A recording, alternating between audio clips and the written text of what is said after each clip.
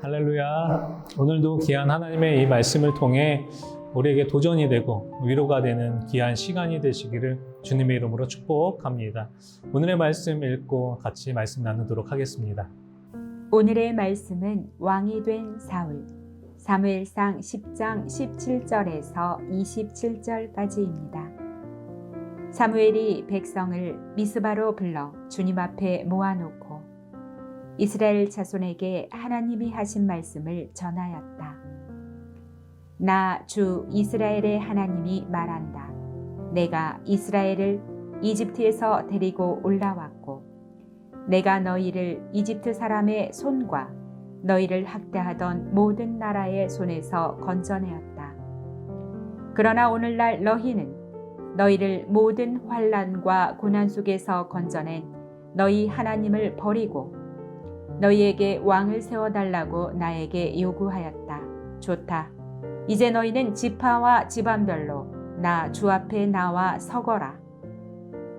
사무엘이 이스라엘의 모든 지파를 앞으로 나오게 하니 주님께서 베냐민 지파를 뽑으셨다.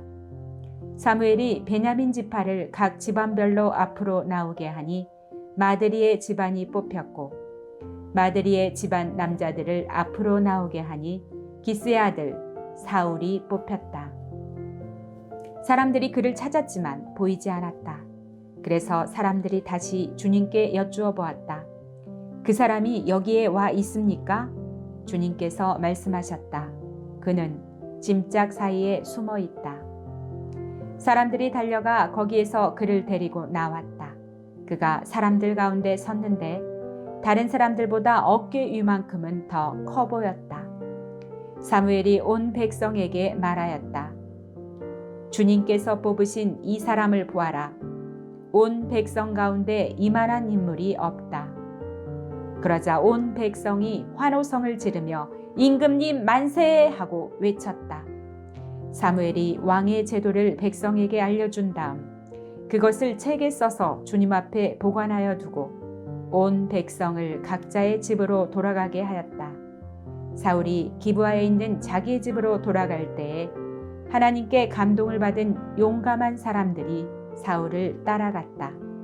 그러나 몇몇 불량배들은 이런 사람이 어떻게 우리를 구할 수 있겠느냐 하고 떠들면서 그를 업신여기고 그에게 예물도 바치지 않았다. 그러나 사울은 못 들은 척 하였다. 오늘 본문에서 사무엘은 이스라엘 백성들을 미스바로 모이게 했습니다. 이스라엘 백성들에게 미스바는 의미 있는 장소입니다.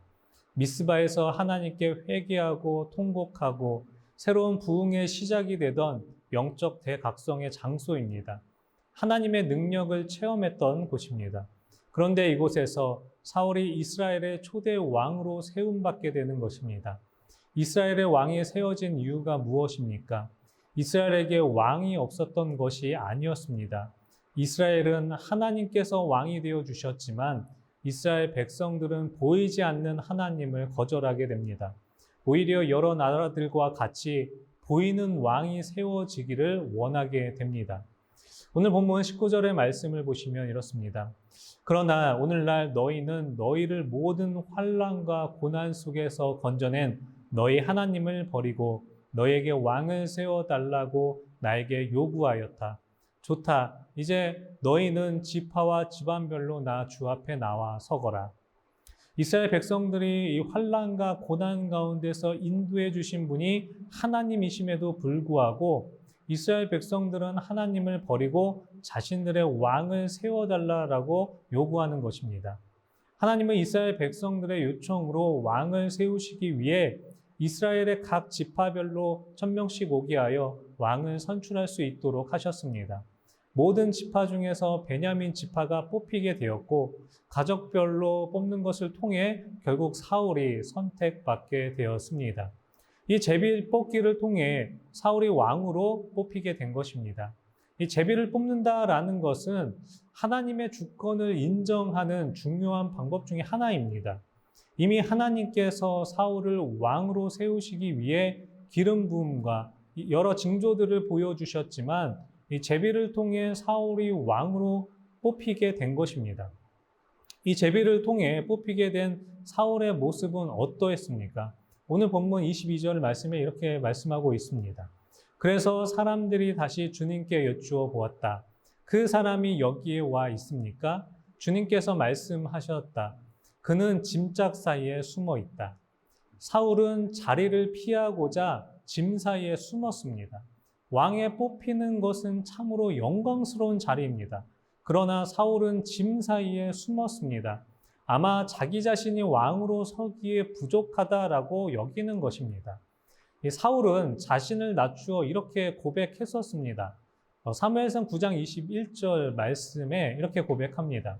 사울이 대답하여 이르되 나는 이스라엘 지파의 가장 작은 지파 베냐민 사람이 아니니이까 또 나의 가족은 베냐민 지파 모든 가족 중에 가장 미약하지 아니하니이까 당신이 어찌하여 내게 이같이 말씀하시니까 하니 자신을 내세우는 것이 아니라 낮추는 모습을 볼 수 있습니다.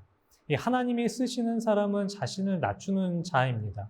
하나님은 이 교만한 자를 쓰시는 것이 아닙니다. 겸손한 자를 쓰시는 것입니다. 사울은 짐 사이에 숨어 있었지만 하나님께 감동된 사람들은 사울을 왕으로 인정하였습니다. 그러나 이 반대로 사울을 비난하며 멸시하는 자도 있었습니다. 오늘 본문 27절의 말씀입니다. 그러나 몇몇 불량배들은 이런 사람이 어떻게 우리를 구할 수 있겠느냐 하고 떠들면서 그를 업신여기고 그에게 예물도 바치지 않았다. 그러나 사울은 못 들은 척하였다. 이 몇몇 불량배들은 이런 사람이 어떻게 우리를 구원하겠느냐라는 말을 하는 것입니다. 왜 사울을 왕으로 인정하지 않습니까? 사울은 큰 지파의 사람이 아니었기 때문입니다. 사울은 작은 지파, 베냐민 지파였기 때문입니다. 사람들은 왕이라고 하면 에브라임이나 유다 지파 같이 큰 지파에서 왕이 나올 것이다 라고 생각한 것입니다. 하나님께서 사울을 왕으로 삼아주셨을 때 왕으로 인정해야 했습니다. 그러나 그들은 사울을 멸시하며 왕으로 인정하지 않은 것입니다. 이때 사울의 모습은 어떠했을까요? 사울은 잠잠하였다라고 합니다. 겸손히 하나님을 바라본 것입니다. 하나님의 일을 할 때 가장 중요한 것은 이 하나님의 주권을 인정하는 것입니다. 하나님이 세워주신 것을 인정하여 하나님이 맡기신 것을 통해 하나님을 두려워하는 모습이 있어야 하는 것입니다. 사랑하는 성도 여러분, 세상의 일을 할 때는 세상의 기준에 맞아야 그 일을 할 수 있습니다. 그러나 하나님의 일을 할 때는 세상의 기준이 아닌 하나님 앞에 겸손한 자를 쓰시는 것입니다. 하나님은 낮은 자를 높여주시고 쓰십니다. 우리 역시 하나님의 일을 할 때 이 겸손한 마음과 하나님을 의지하는 믿음의 모습이 되어야 합니다. 오늘 하루도 이 하나님의 말씀을 따르고 겸손히 하나님의 뜻을 따르는 우리 세종함교회 성도님들이 다 되시길 주님의 이름으로 축복합니다.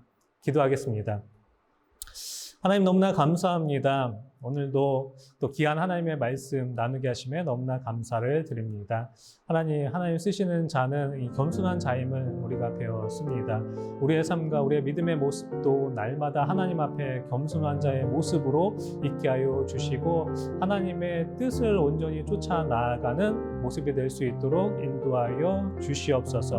오늘 하루의 삶도 정말 주님만을 바라보며 나아가는 믿음의 모습이 될 수 있도록 주님 함께하여 주셔서 하나님과 동행하며 나아가는 복된 하루의 삶의 모습이 될 수 있도록 인도하여 주시옵소서.